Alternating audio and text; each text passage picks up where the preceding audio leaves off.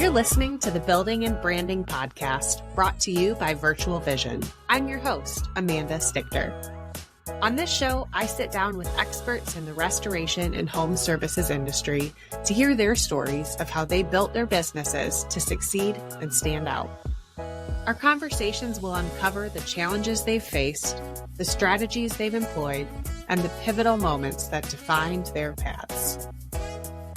We'll also dive into the critical importance of branding and marketing in this field, sharing insights on how to create a compelling brand that resonates with customers and stands out in a competitive market.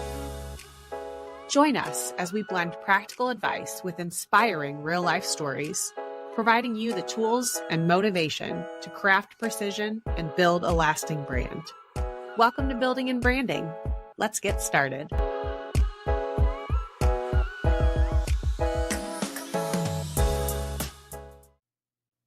Hello, listeners. Welcome back to this week's episode of the Building and Branding Podcast. I'm your host, Amanda Stichter. I am really excited about today's episode, although ironically, I think I say that at the beginning of every single episode, but it's true. It's because I am legitimately excited. I think I've been asking for this episode to happen for way too long because my guest today is someone that I just look up to incredibly, is someone that I know I can just have real transparent conversations with. And so I'm hoping that we can really dive into some of that today. Today, I am joined by Chris Hill. Chris is the owner at both JOC Analytics and JCMH Consulting. Welcome, Chris. Glad to be here. How are you today? I'm good. I'm glad we're finally making this happen. Yeah, I was wondering if you say that to all the boys. I mean, I always say it's like a long time happening, but to be fair, like this one has been a long time coming for both of us. Yep. So, well, we have been talking about it for a while, but it looks like we finally get it going. Finally getting it going. I'm glad to be here. I'm really excited to have you here, Chris. And I'll kind of tell a little bit about how you and I met here in a moment, but why don't you first just tell our listeners who you are, like what you do, and kind of, why you're here to talk to me, what we're going to chat about. Good question. So start out first with my name is Chris Hill, and as she said, I'm own and involved in a few different companies, and I'm excited to talk about both. But what led me to restoration was in 2002. I actually started in restoration, worked as a director of marketing for a company, had some great success, helped grow it, got promoted, ended up running the company for about 9 years, continuing to grow it, going through much of the growing pains and challenges that exist in the industries. And then ironically found myself hitting 50 and my body just didn't handle the stress the same. And so recognizing between family history and medical and things like that, it was a bad thing to continue with. So made a change and started consulting in 2011. So was really excited to do that. And what I found about actually consulting companies is I love working with people to figure out where the problems are. And if it's something I already been through or have already solved, then I realize that my experience could help them solve it. So I get a big energy draw out of the difference that we can make by taking people that are going through those same circumstances. And that was a thing that kind of blew me away when I first started consulting, is I really didn't see anybody with new problems or different problems than what I had. And so nothing new under the sun.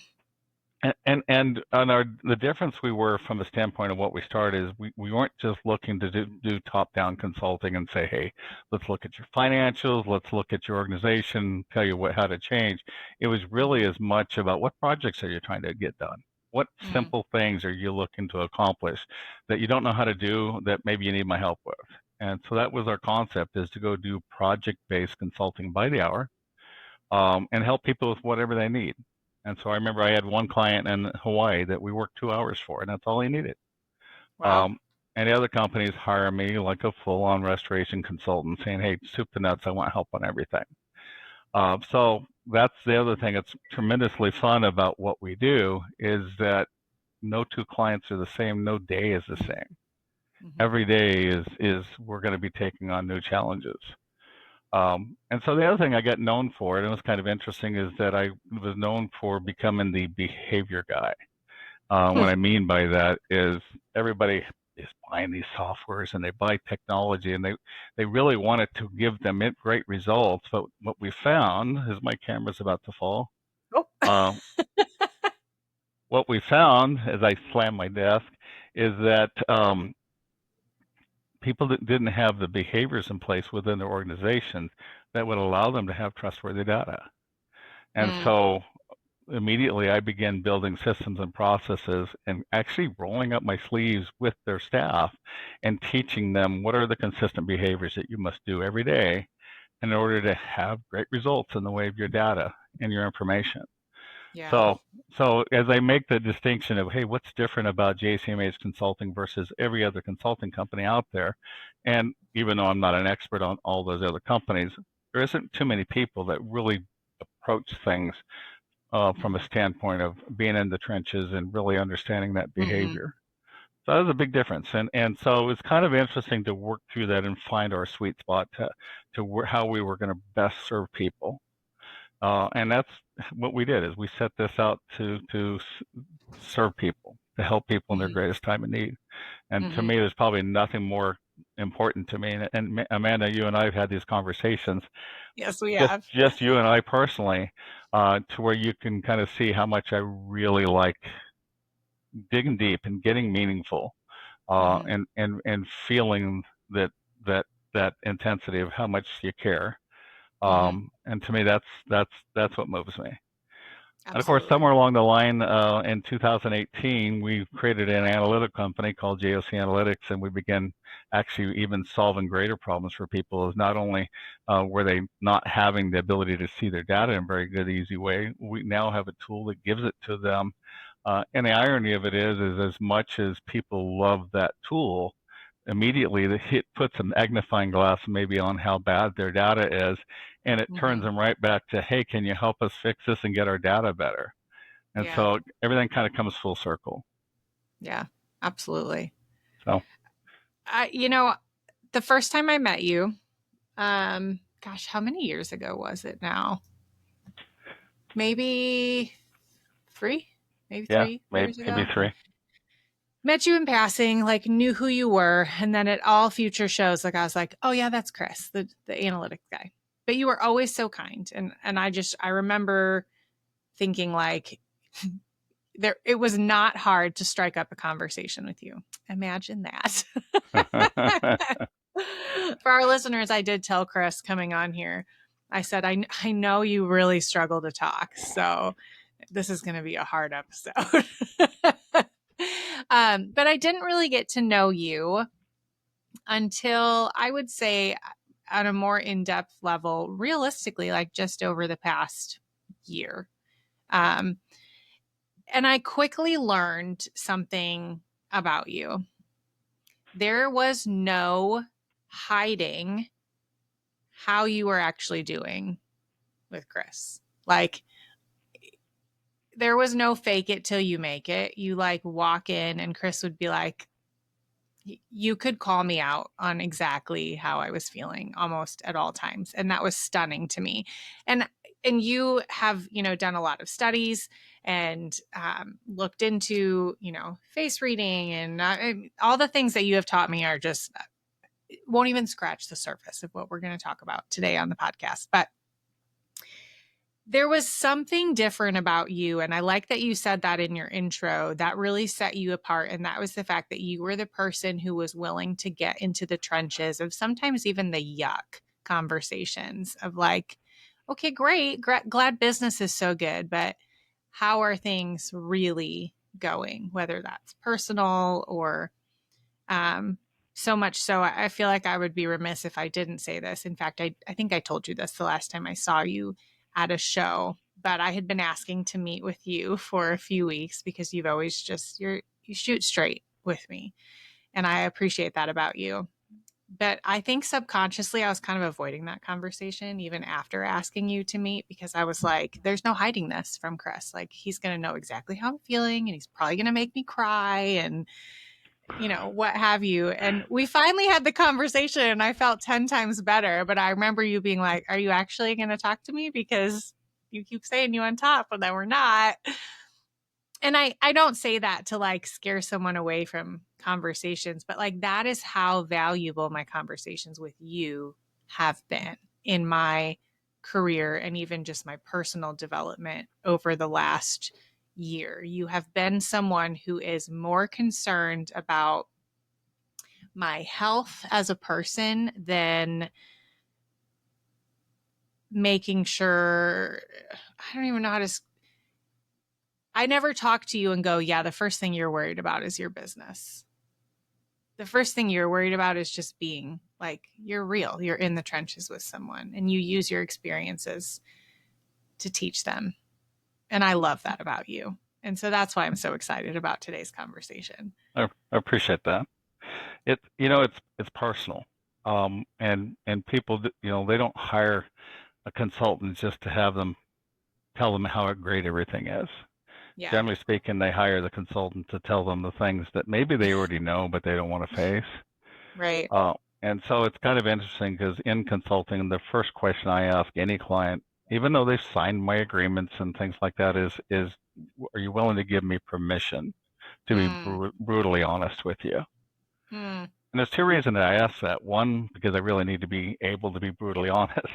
But Mm-hmm. the second one is there comes a point in time to where maybe we do touch nerves Yeah. and people start to get engaged emotionally. And I may smile at them and give them the little timeout sign and go, remember, you gave me permission. Mm-hmm.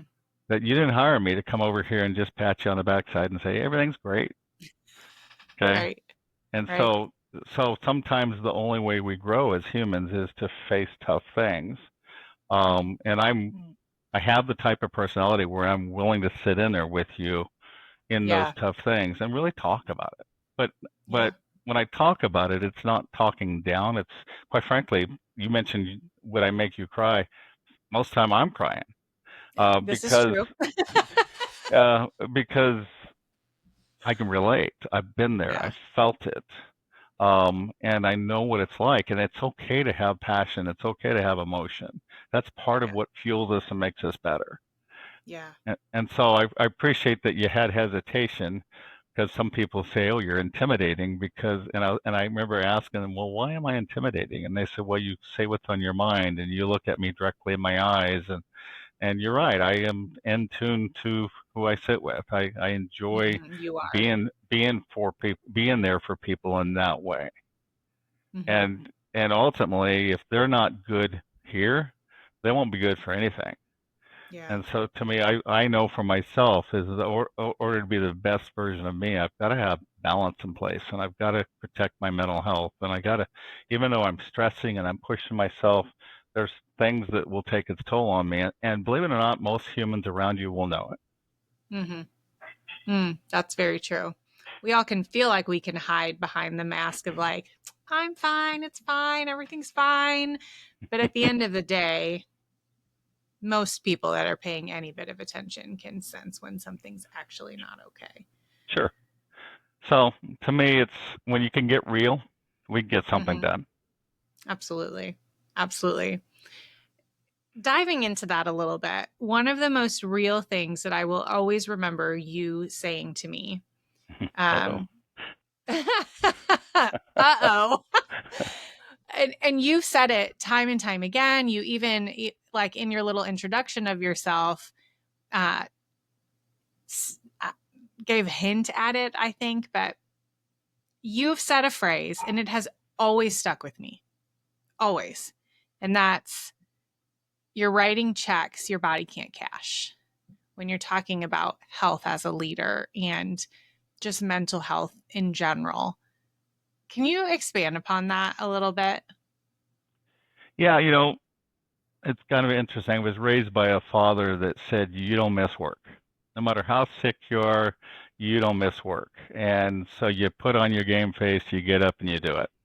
Mm-hmm. And it's interesting is that in my time of understanding what stress can do to a body health-wise, I actually had adrenal gland failure, Mm. which your adrenal gland is what fuels your energy and gives you energy to get through the day. And when they tested me, they found out that my adrenal gland was not working well enough to even fill up my tanks while I slept at night. When I woke up in the morning, I was on empty.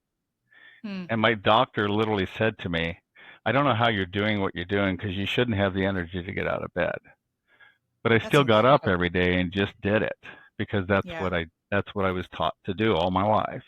But that's the classic area of saying, hey, my mind is saying you just keep going, you can do it, you can do it, you can do it.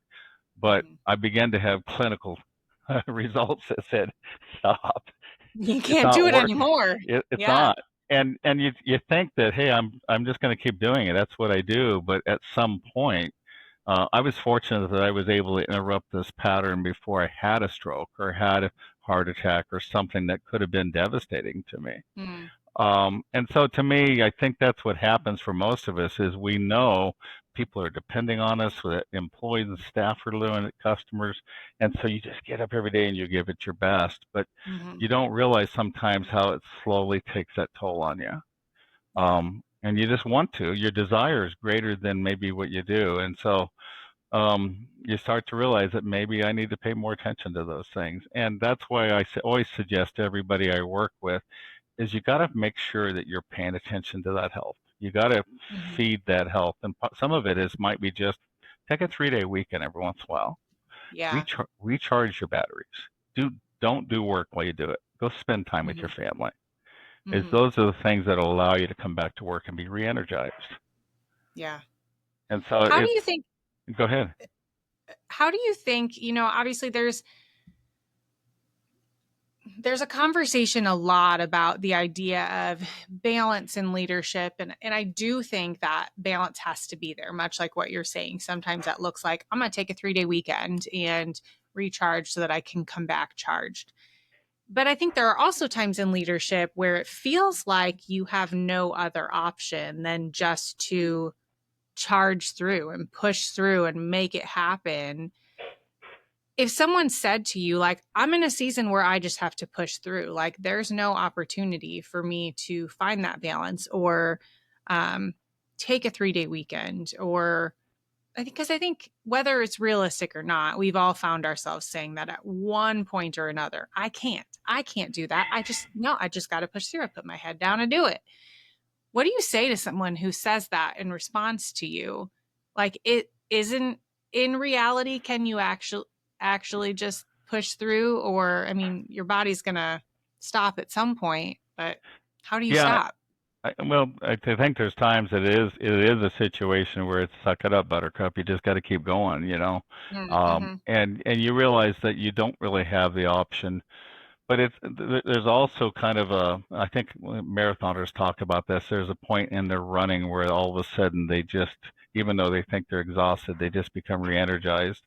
And I think some of it is giving yourself permission to kind of keep going, but maybe you drop some of the things that are stressing you to where you can stay focused on the things that are most important.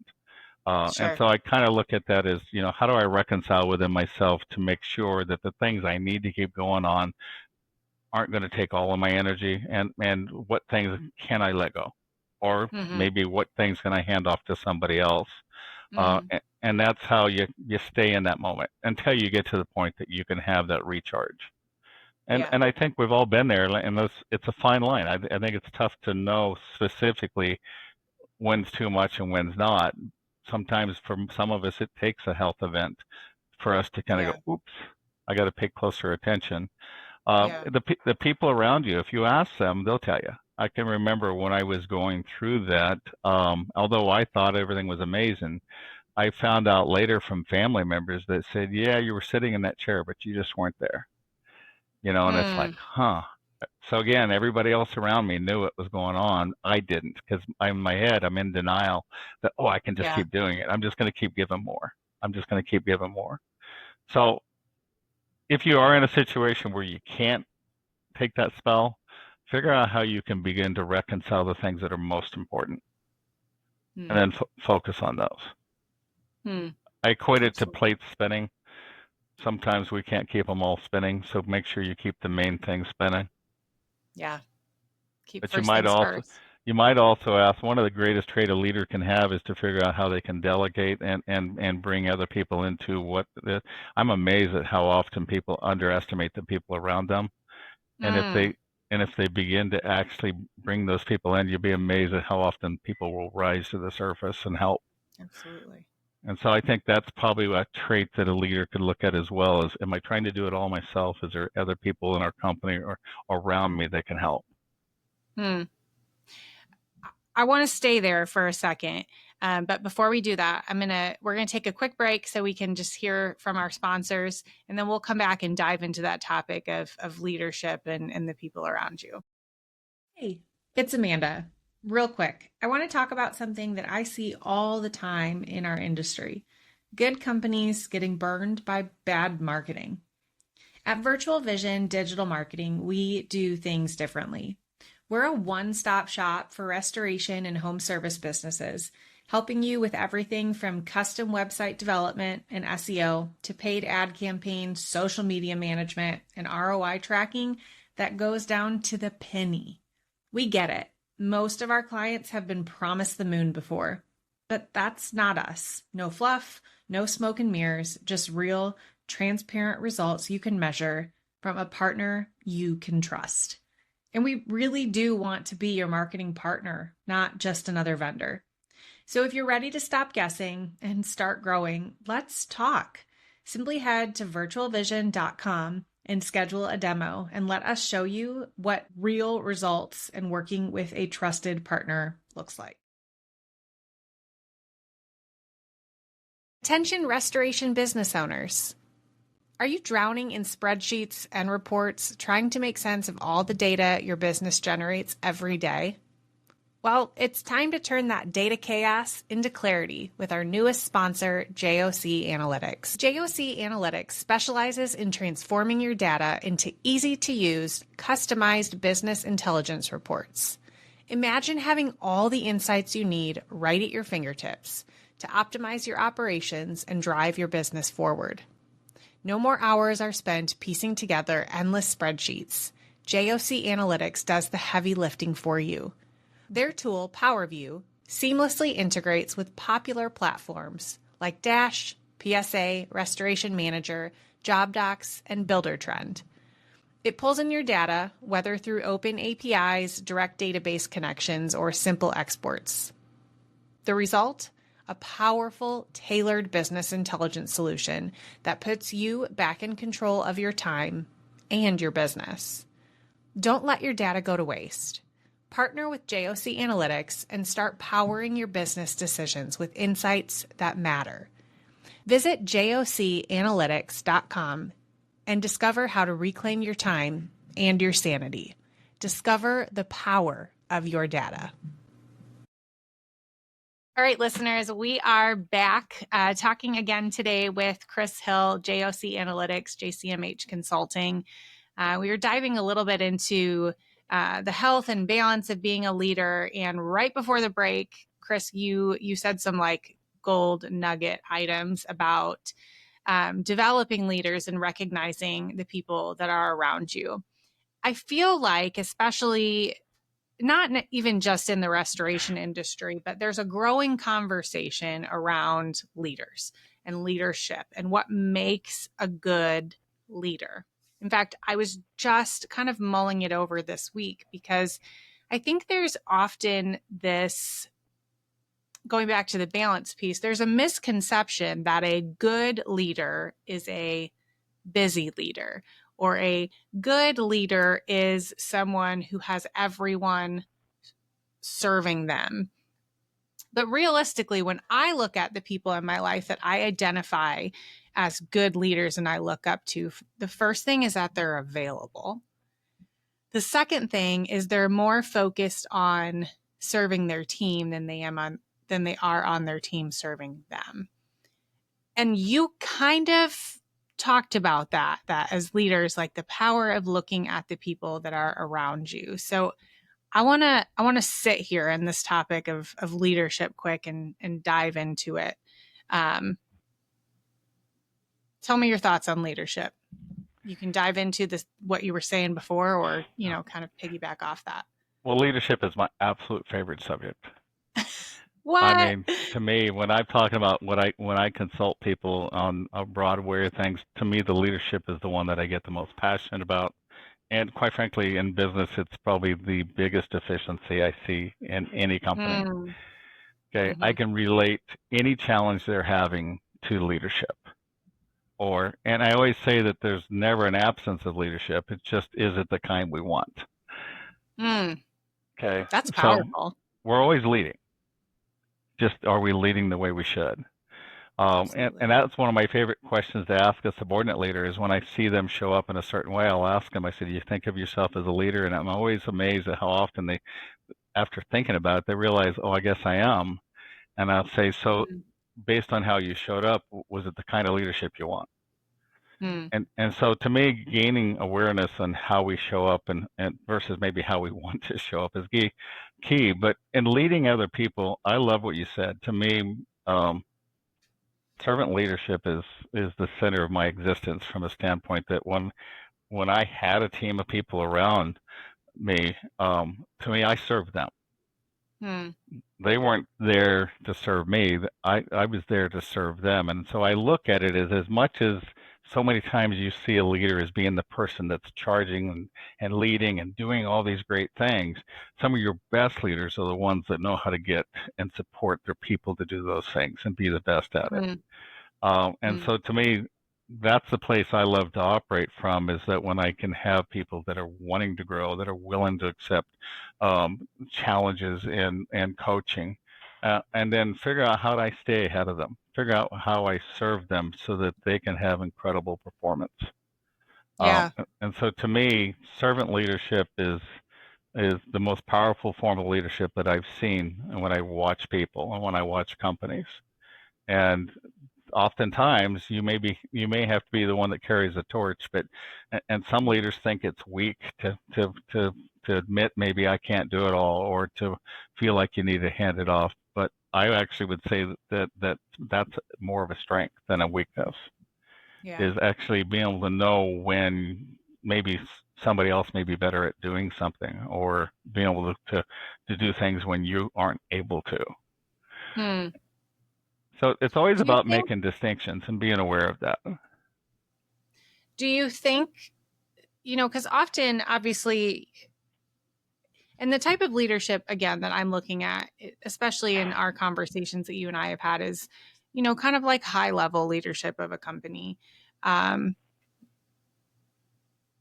I think people often equate, like, if I'm a servant leader by supporting people, I can't also be a leader that's like casting vision and leading people forward. How do you kind of marry the two of those together? Well, I think a good, to me, one of the most powerful traits of a leader is they can make decisions. So I liked what you said about be available, but there's oftentimes people are needing somebody just to make a decision. And sure. I'm amazed at how many times people procrastinate in making decisions, and that in itself is a decision. Yeah. But absolutely, which just sounds so counterproductive. But yeah, you're making the decision not to decide. But I also am a fan that when somebody comes and asks me to make a decision, I love to be able to ask them, well, what do you think? And there's a few reasons. That is, one, I learned that people will work to have you serve their every need, which is great, but pretty soon you're doing all the work and they've managed to get you to do it. So I think it's also important to know when that somebody should be making those decisions and learning from those things. And when you ask that question and you hear a good answer, you can say to them, that's amazing, go do it. They're empowered. Yeah. Okay. And if they give you an answer that is less than maybe what should be happening, you can begin to articulate and say, well, have you thought about it this way? And what would you do in this circumstance? And you can use that to develop their decision making and improve. But you want people to come to you with ideas. if you're a leader that's always building dependency by you're the only one that gets to make the decisions, then you have a dependent staff, and they'll never be able to grow beyond you. But if you're the kind of leader that invites people to come and challenge you and be able to bounce and sound off of you, and then you give them empowerment, then you're going to grow people in ways way beyond yourself. And honestly, Amanda, you probably felt this, but when you're the only one that everybody's dependent on, it just sucks the life out of you at times, and that's oftentimes when we hit that limit. But when you have people are just building around you and there's a force there, it empowers you. Absolutely. So I always say, go ahead. Oh, you go ahead. I was going to say, I always say, be careful of building too much of a dependent leadership where people are so dependent on you that you're it. Yeah, and you've drilled that into my brain in our conversations, because those are the things that now I think about moving forward. Am I building something too much off of me that if something happens to me, now everyone's up a creek without a paddle? Then if the answer to that is yeah, it's too built around you, then you better find something else. Yeah. I was just gonna say real quick that to me, I always look at two distinctions in leadership. Here's my expectations. I expect you to do it. And when you don't do it, then I'm now faced with having to confront that it's not done. And usually that confrontation is met with contention, negativity. It's never a positive thing. And so to me, I'm not a big fan of that model of leadership as here, Amanda, here's my expectations, do it or else. Instead, what I like to do is I like to be more collaborative, and I like to actually come to you, and it's a bit of a Jedi mind trick in how I approach it. But the idea of it is that I begin to find out what your goals are in the position you're in. And I love it when people say, well, I want to be exceptional in my role. But to me, that's a key element, but getting them to actually define what that means. What are the measurable marks that I could look at to verify you are actually accomplishing your goal? To me, now I'm in the best leadership moment I can be, because now I'm getting you to tell me what that would look like. And even more importantly, getting you to write it. Now you're developing the criteria of which I'll measure you on. And I find that this is a key element to get people to grow and do better. But the most important piece here is get permission. In other words, imagine you've given me a list of all these incredible metrics that would say, if I was all these things, I'd be amazing. I'd be the best.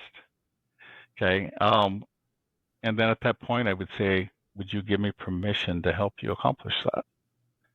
And it's so funny because I've had people literally look at me like, Chris, you're my boss. You don't need to ask me for permission. You're my boss. To which, expletive this and expletive that. I don't care about that. What I care about is the connection that you and I have. What I care about is that these are some amazing goals that you've set for yourself. And I probably believe in them for you more than you may. And it would mean a lot to me if you gave me permission to support you in accomplishing that.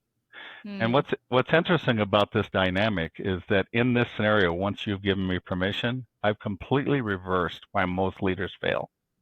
And most of the time they fail because they're cowards, because they don't like confrontation. It doesn't feel good. Yeah. Okay. And now, because you've given me permission, and by the way, I would tell you, I won't fail you at this. The gloves are off. Now I can do whatever it takes to help you get there. And if you start to get frustrated, I'm going to go back to the same thing. Time out. You gave me permission. And now I get to do one thing as a leader, and that is focus on building you. And I'm building you to your criteria. I will tell you, Amanda, that if more people would approach leadership in this way, they would be amazed at how much they'd have people really want to grow. I will say, after listening to you, I think in May, I sat down with you and we talked about the concept of, do I have your permission to hold you or to, walk you through this? I've started using that question. And it That's is so powerful. really fascinating to hear people's response. 9 times out of 10, the first response is, has anyone told you no? And I say, well, you can. That's up to you.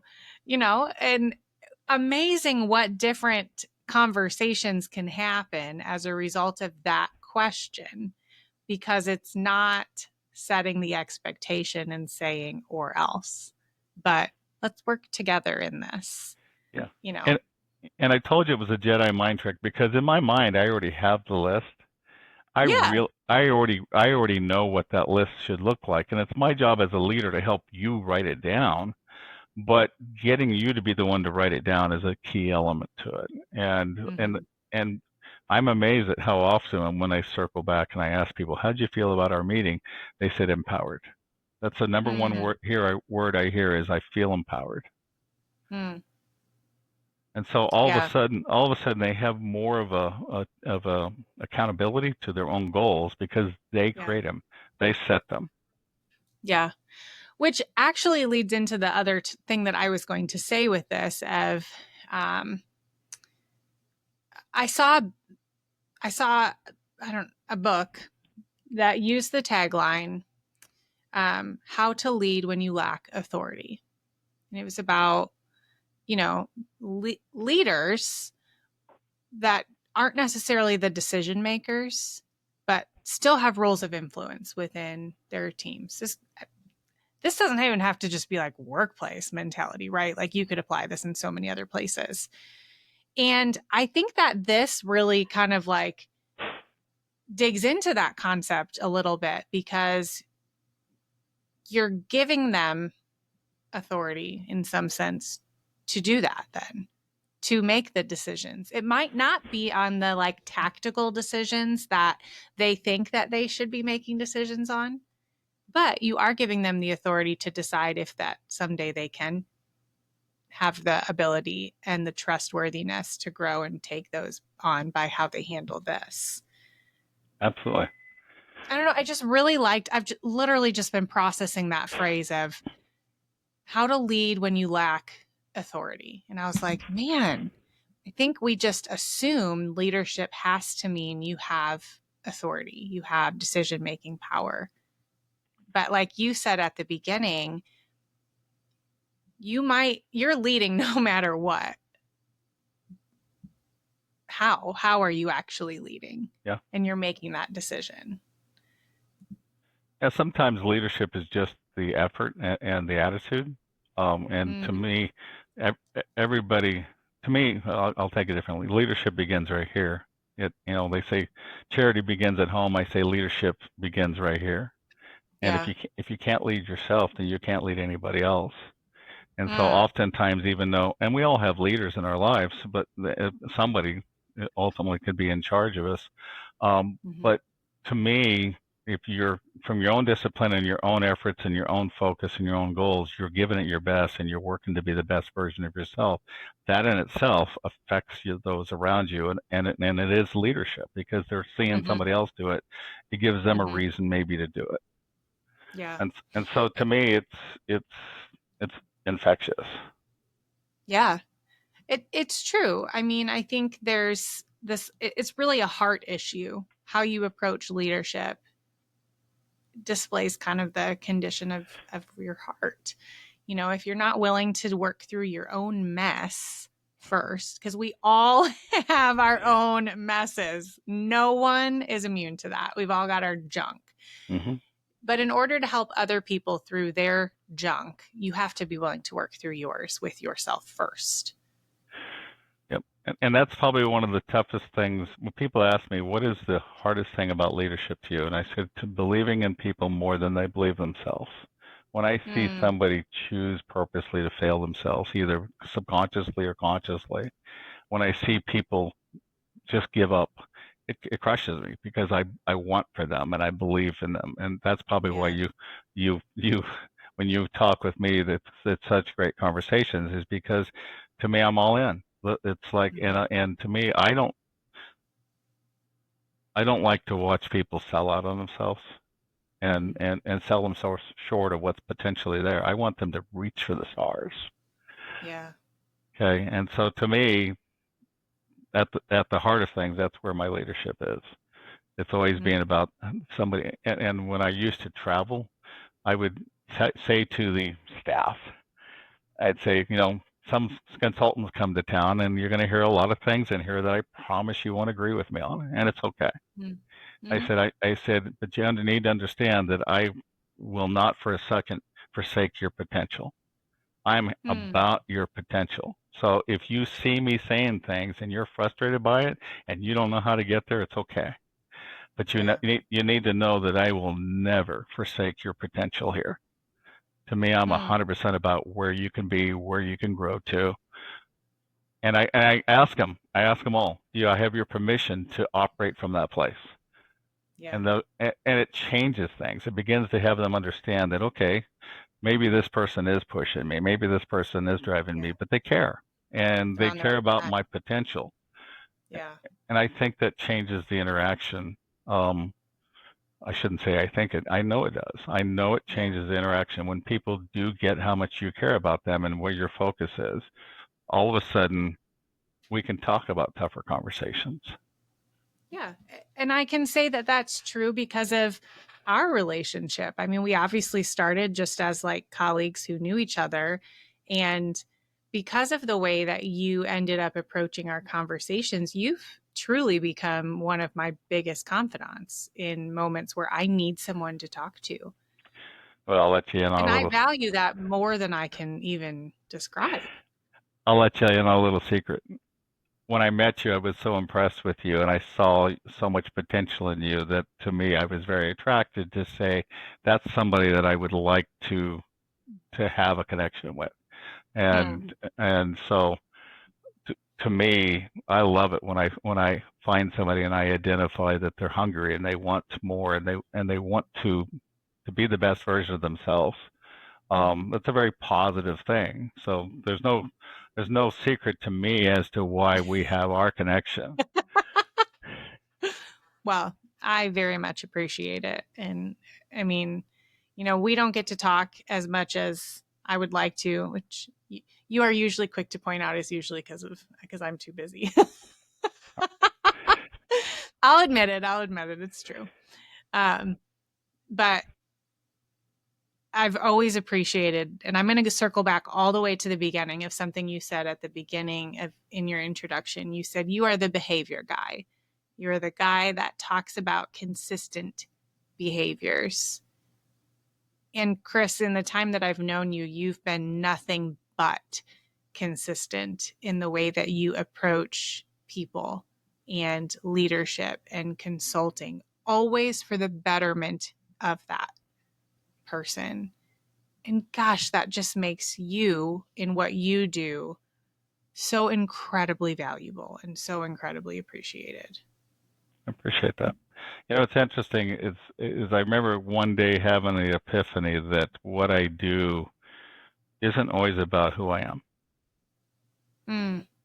And what I mean by that is that sometimes I equate that leadership is about showing up for somebody based on what they need, not based on who you are.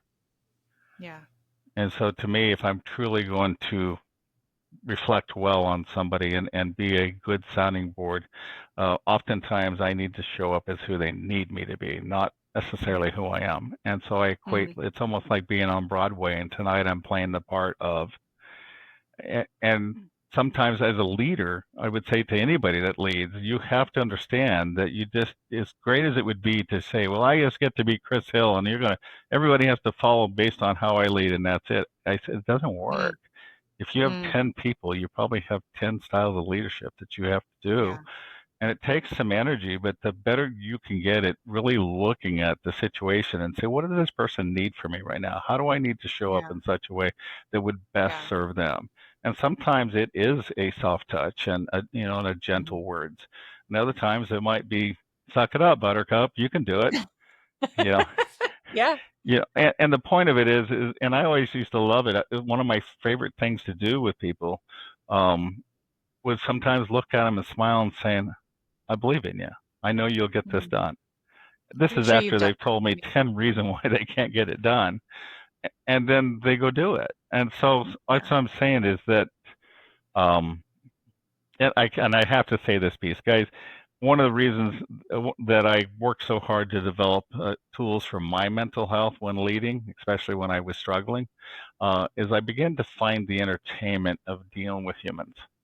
And what I Mm. mean by that is we're fascinating, all of us. And Mhm. we all have our bad things and we all have these amazing things. But to me, when you can be in somebody's life from a leadership standpoint and sit across from them and really be able to interrupt patterns of behavior that would move them forward, um, Mhm. it's fun. Mhm. It's actually rewarding. You can actually leave knowing that you made that difference, even though in the moment they might have been slamming stuff on their desk and really frustrated. But the fact of the matter is, the next day they come up to you and they say, "Hey, I got that done." I said, "I knew you would." And it's Mhm. just sometimes that's what leadership is being there for Yeah. people in such a way that doesn't just say, "Oh, it's okay," Yeah. but it takes that mutual respect. And so that's why I always say that, I always tell people that, "Hey, I love you," and they Hmm. sometimes think it's insincere, but it's not insincere at all. I truly do care about them. I truly do love them. Mhm. Hmm. And if you feel that from me, then that's my goal. Yeah. Then you've accomplished it. Yeah. Yeah, fun. Well, Chris, I'm so thankful for our time today and the many, many other chats that we've been able to have. I want to end with a couple questions that I ask everyone. Um, if if someone who's maybe I'm not even going to equate this to our industry, but just walks up to you and says, Chris, I'm struggling. What advice would you give them? Well, I don't have enough information to give them advice with just those words, but I would certainly ask them some questions about what they're struggling about, and if it's personal, then obviously, um, there's lots of ways to approach it, but sometimes just stopping and breathing a little bit and just Mm.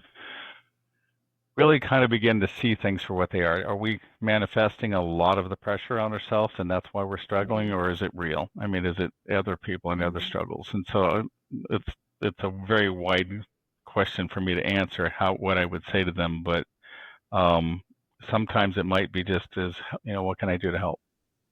Mm. Or I love to just be able to say, can I be a listening ear for you just to kind of help understand? Yeah. And it's funny, sometimes when they say that to me, I'll say, what is your goal in telling me this? Okay, are you looking just for somebody to be a nice ear to listen to, or are you actually looking for feedback? Because I'm amazed at how Mm. many times people don't want feedback. They just want to whine a little So bit. true. So true. Okay. My husband and I have a thing where when we're talking, he'll say to me, he'll say, is this a listening or a fixing conversation? Yeah. Because then he's like, well, he tends to go into like fix it mode. I'm just like, I don't know, I just need to cry. Let me talk. Yeah. And Helps him know what I I've been need. I've been married 43 years, and I can tell you that I verbally process, and my wife is Hmm. some of my sounding board. So she's learned for years to just listen, Yeah. and it just helps me kind of get it out, and I hear what I said, and then it helps me kind of figure out where I need to be. But with people, I think if they just said I'm struggling, I'd need more information to know really Yeah. how to react. But sometimes Yeah. the best thing you can ask is, okay, what is your goal in telling me this? Yeah. Now, Okay. Now obviously, let me, go ahead. sorry, that's actually not usually the question that I ask, but I felt like I needed to based on our conversation. The question that I do usually ask is much more related to the restoration industry, and just if someone who's newer to this industry, because it's very unique, especially if you like didn't grow up or haven't been in it for years, walks up to you and says like, what is this? I don't really know if this is the right fit for me in this industry. How do I find that? How do I know if it's the right fit? What would you tell them? I it obviously depends a lot on the position, but one of the things I tell people is I said, the thing I know about this industry unlike many other industries, I've never seen an industry that doesn't work, that works so hard. And what I mean Mm, by that is you could go into any company, maybe they've got 20 employees. You'll find that all 20 employees work their tails off. It's an yeah. industry that nobody gets to be like half in. Yeah. And so one of the things I tell them is I said you have to understand that this is something that's going to demand a lot. It's very reactionary, and you're going to Hmm. have to give your all. And if you don't want to do that, then this isn't the industry for you, or maybe Yeah. it's not long term the industry for you. But I love this industry because I've never met more people that make such a difference for the people they do work for, and they work Mm, their tails off. I mean, honestly, hmm. these people work their tails off, and I love that about them.